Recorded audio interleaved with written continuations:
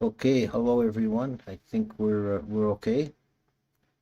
Uh, We'll be starting in less than a minute.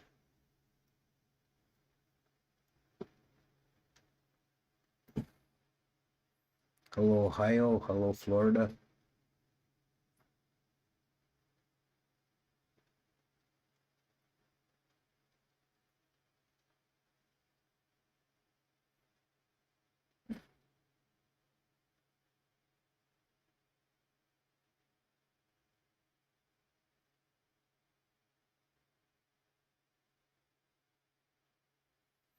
Okay, 6 o'clock. Namo tassa bhagavato arahato sama sambuddhassa. Namo tassa bhagavato arahato sama sambuddhassa. Namo tassa bhagavato arahato sama sambuddhassa. Okay, welcome everyone. We're continuing on with our survey of the Vissudhimagga, and we're up to the chapter on Asuba meditation. Asuba means literally the unlovely, and it's usually given a positive translation as the foulness, and it refers to meditating on corpses in order to overcome sensual attachment to the body.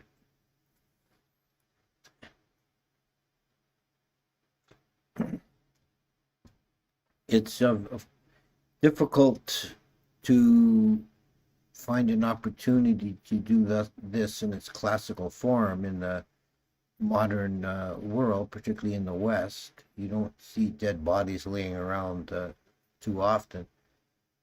In Thailand, it's still occasionally done. The Thai people generally cremate the dead, but very often if someone dies suddenly, as in particularly if they die by violence, then there's a feeling that they shouldn't cremate the body too quickly because the person might be a ghost and confused and not really understand that they're actually dead. And if the body is still around, it'll attract them, and they'll see the dead body, and they'll realize that they're dead and be able to move on. So sometimes families will donate a body to monasteries, and the monks have an opportunity to do a corpse meditation.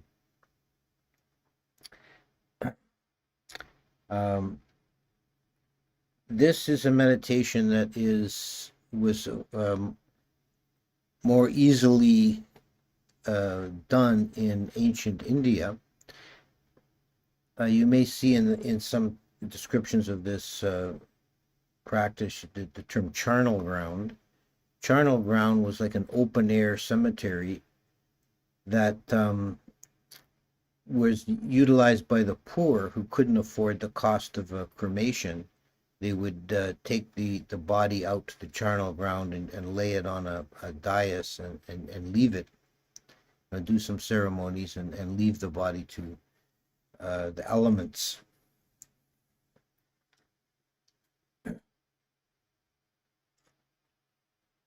So this provided an opportunity for monks who wished to contemplate the decay process in a body.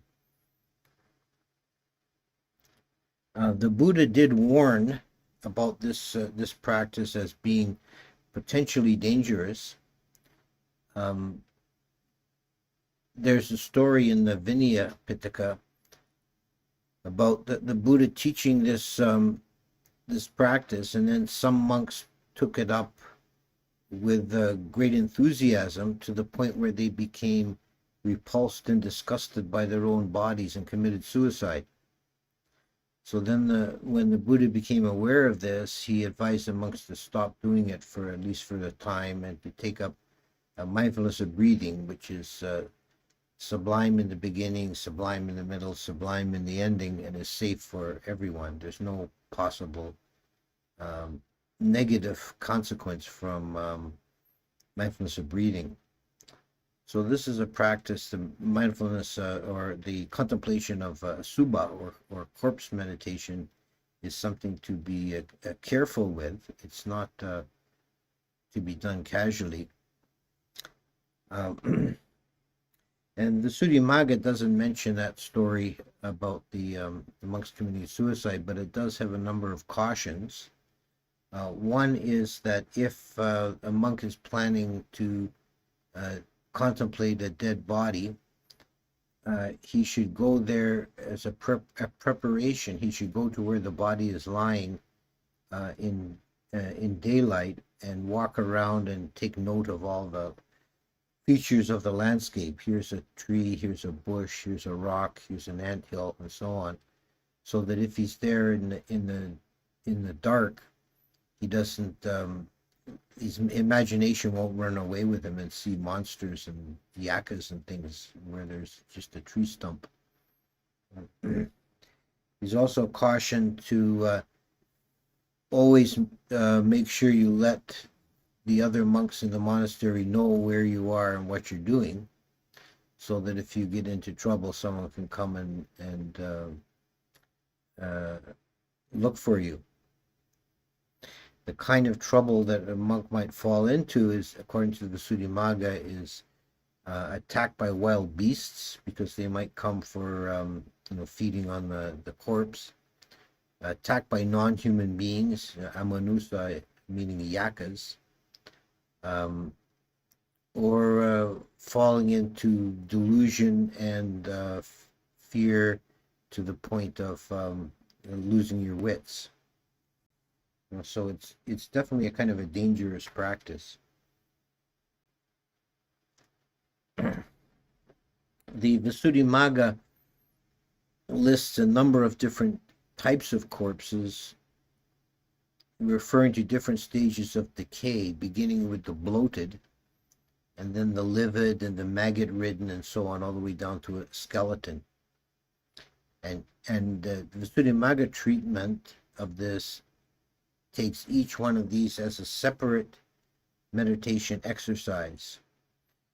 So it makes, in the description of the bloated corpse, for example, which is the first in the series, which is a dead body that has reached a point where it's swelling up, and it says that this is an extremely rare meditation object, because a bloated corpse only lasts for a couple of days before it turns into the livid corpse.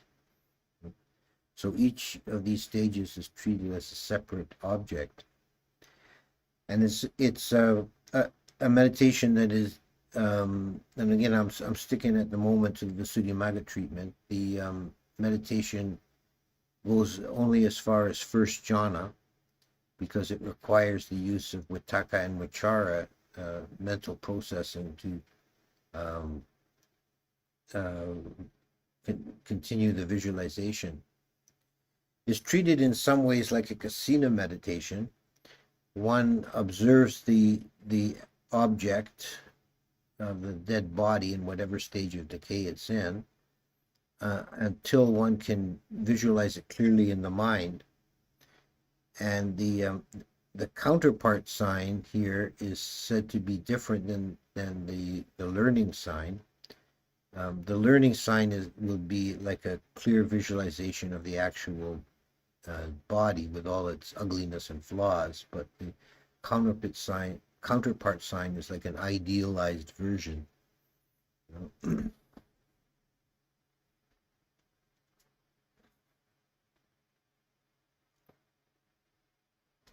For example, in the stage of the maggot-ridden corpse,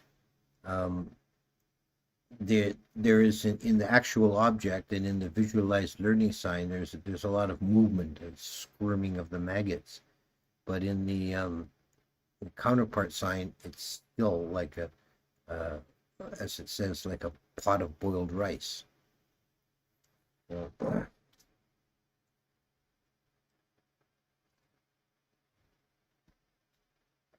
This is not, Asuba meditation is not to be confused with Maranasati, contemplation of death, which we will come to in a later session. It's one of the other meditations, which is a remembrance of your own mortality.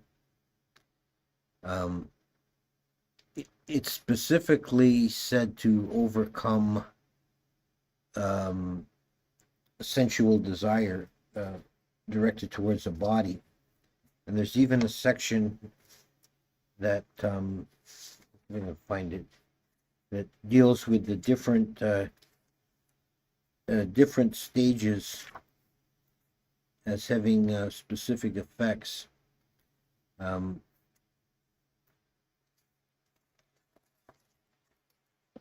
For example, the bloated suits one who is greedy about shape, since it disfigures the body's shape. The livid suits one who is greedy about body's color, since it makes it evident in the disfigurement of the coloring, and so on.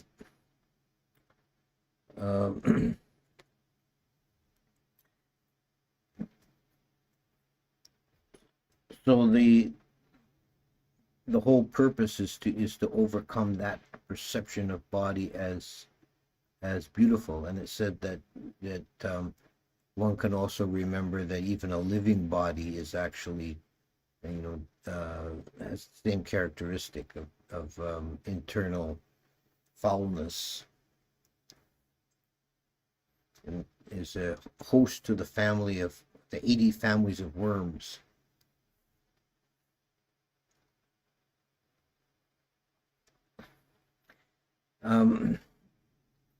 Now there's a variation of this practice that can be taken from the Satipatthana Sutta.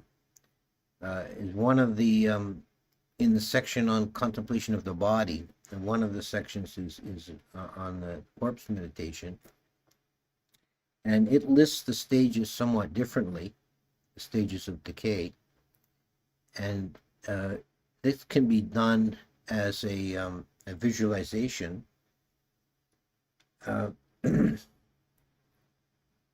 go through the 9 stages of decay, and it goes which is not really, this detail is not really evident in the Vissudhimagga treatment, but it goes from the most disturbing and violent kind of manifestations to actually quite peaceful at the end. So those stages from the Satipatthana Sutta begins with the corpse thrown aside in the charnel ground, 1, 2, or 3 days dead, bloated, festering, discolored. So that kind of merges together several of the stages from the Vissudhimagga. And then the next stage is eaten by crows, hawks, vultures, dogs, or jackals. So now we get, the first one is like a repulsive image, and then the second one is quite violent. These wild animals tearing the body apart. And then it's left just as a skeleton with flesh and blood connected by sinews, a fleshless skeleton smeared with blood, then a skeleton detached from the flesh and blood connected by sinews, randomly connected bones scattered in all directions, a hand bone here, a shin bone there, etc., etc. And then the next stage is the bones are whitened like shells. Then they're piled up in a year old. The bones rotted to powder. So one way of doing this as an actual exercise is to visualize yourself sitting in a charnel ground, and there's a corpse laid out with a cloth over it, and you pull down the cloth and you see your own face in the corpse, and then you watch it go through these various stages of decay, at first quite repulsive and then violent, animals tearing it apart, and then it's scattered into pieces, and the groundskeeper comes and sweeps into a pile, the bones into a pile, and they decay away to dust, and then the wind comes and blows it away. So it ends quite peaceful and empty. So that's one way of approaching this as a practice. And I don't think that's anywhere near as dangerous as using an actual corpse, which is actually quite powerful to the mind. You can also get a milder form of this practice by if you happen to come across dead animals in various stages of decay. You can pause and contemplate the decay of the animal.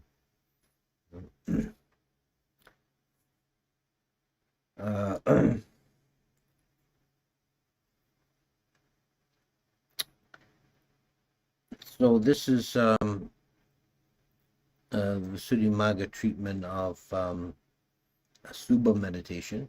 I'll stop there, and we'll take questions in a moment. Just looking ahead to next week, we're going to do the 6 recollection of Buddha, Dhamma, Sangha, virtue, generosity, and deities, devas.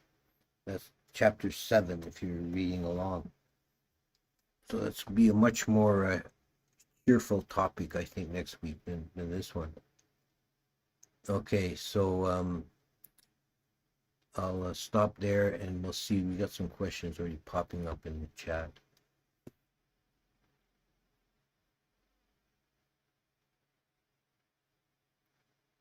Staying in burial ground is more challenging than contemplating dead bodies. How to deal with that? How to deal with overcome the fear of contemplation of body decay?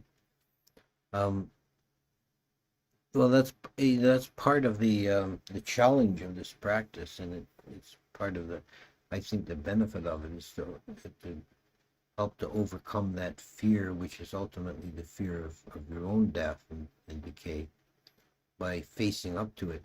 Now, it is quite challenging. It's not an easy thing to do.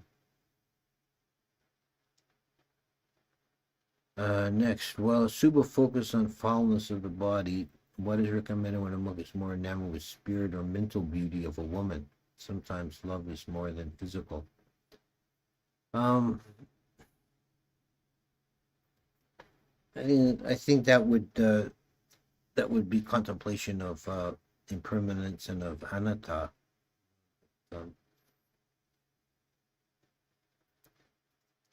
That all the khandhas are ultimately empty.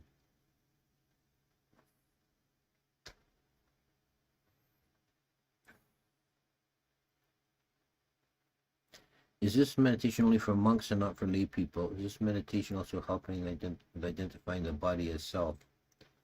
Well, the whole Vissudhimagga is actually, as I mentioned in a previous talk, the whole Vissudhimagga is written with an intended audience of monks, and this practice is probably traditionally only done by the monks. But I think the milder forms could be useful for anybody. And as far as identifying the body as self,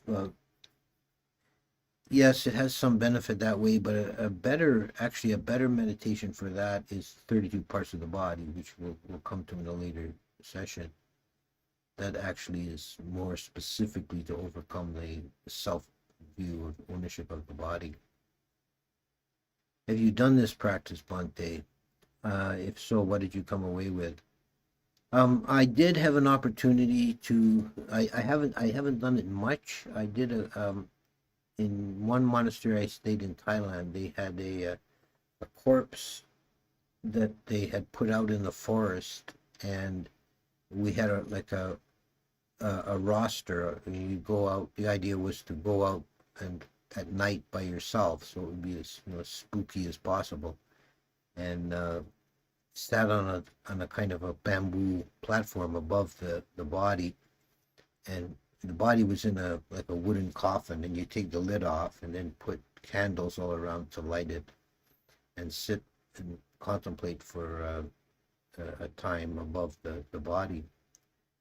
And I did find it more unsettling than I had anticipated. I thought I wouldn't really have a big problem with it, but I did find it quite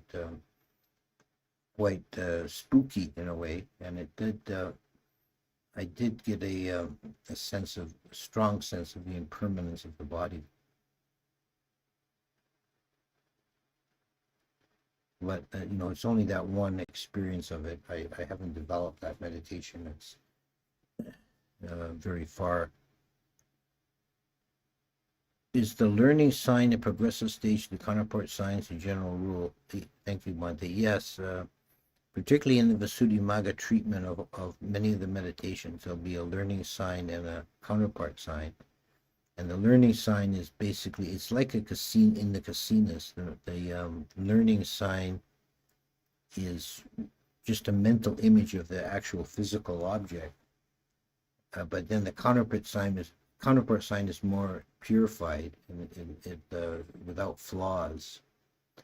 So the in the casinas, if the casino, the actual physical casino is imperfect, if there's scratches or discoloring a little bit, that's not present in the counterpart sign. Likewise, in this meditation, for each of the different stages of decay, there's a mention of the counterpart sign and how it's more purified. It's not as gruesome looking. Any techniques for an overactive imagination while practicing meditation? Yeah, that's the whole issue of the mind wandering, which is, a common issue for meditators. It's nothing unusual.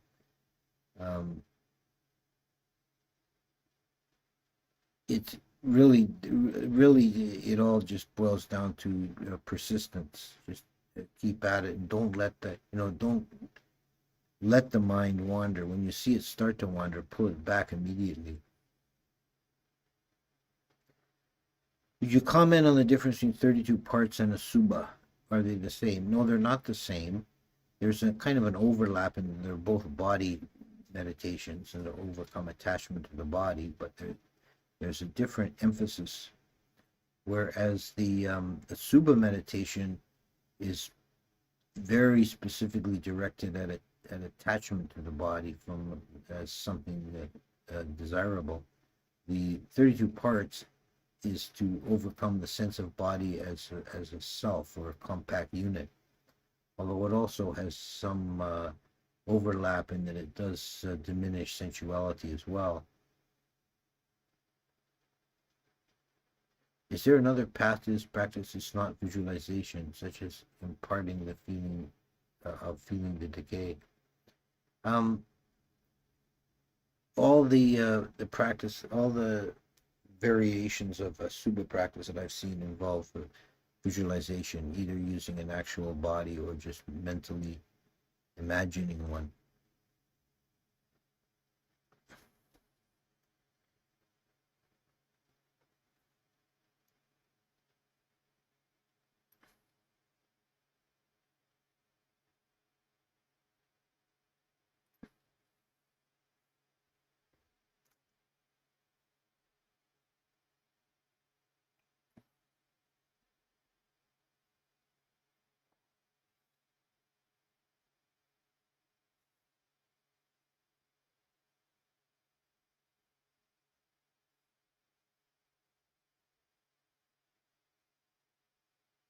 Okay, so I think that may be about it. I can see that the chat's gone kind of quiet. Everybody's probably spooked by this topic. I've got some live audience here. Did either of you have a question?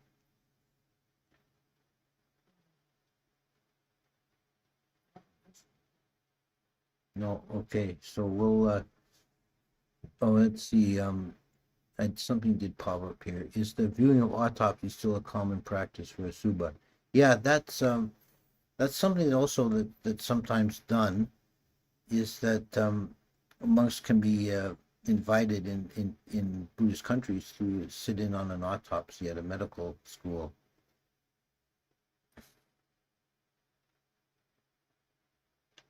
In Satipatthana noting, is emotion, okay, sorry, have to zoom in here to see that. In Satipatthana noting, is emotion belong to Chitta while thought content belongs to Dhamma? No, emotion is also Chittasika. It's also under Dhammanusati.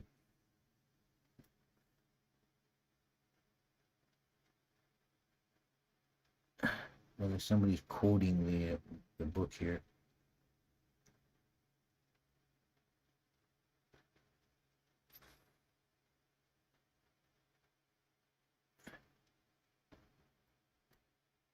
About defining the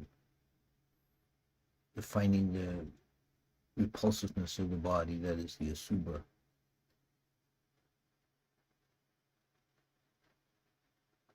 By color, shape, odor, habitat, and location.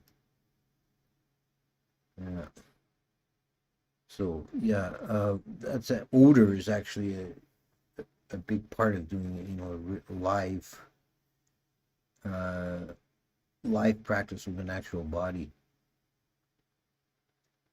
And that's something also the Vissudhimagga talks about as warning you um, not to be too, not to expose yourself to the odor too much.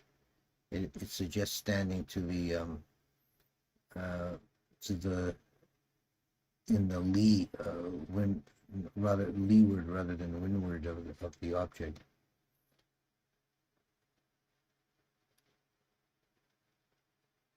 Okay, so I think we'll stop there, and next week we're going to do the Anusatis. Okay, someone's asking, how is the kitty? Yeah, he's very shy of coming out and visiting. He's right here, sitting beside my chair. And he was not named after Star Trek. He was named from Tolkien. Why won't the workers at the burial ground realize the importance and attain nirvana? Because they don't have the right view. They're not contemplating it in the right way.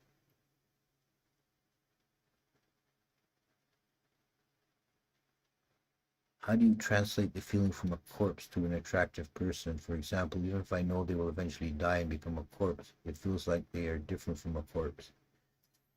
Only temporarily. They're only temporarily different from a corpse. Yep. What is the correct way to dispose of the body? Like there's so many tombstones are very common in the West. Yeah. I got a question here from one of the live listeners, which was, what's the correct way to dispose of a body in the West? We bury them and put up tombstones. There isn't really a prescribed way. But it's traditional in all Buddhist countries to practice cremation. It's the most common way of disposing of a body. There's no sense of the body having any great sacredness or importance once the person's dead. The chitta is no longer there. It's just a very nasty piece of meat that should be disposed of as quickly as possible.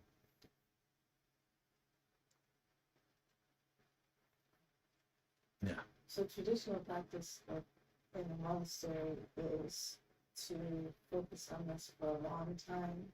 I mean, I'm thinking of the books about Mahavir's awakening and God, and they spent a long time visualizing themselves with corpse. Yes. And so it became almost automatic that they could see it happen, see themselves.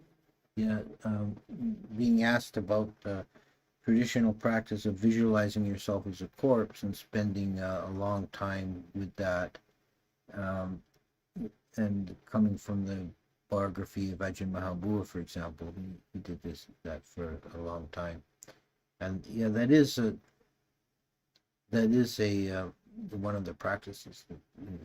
The visualization of oneself is to bring up that sense that this body is impermanent, to know that it will fall away as well. What is your cat's name? The cat's name is Morko.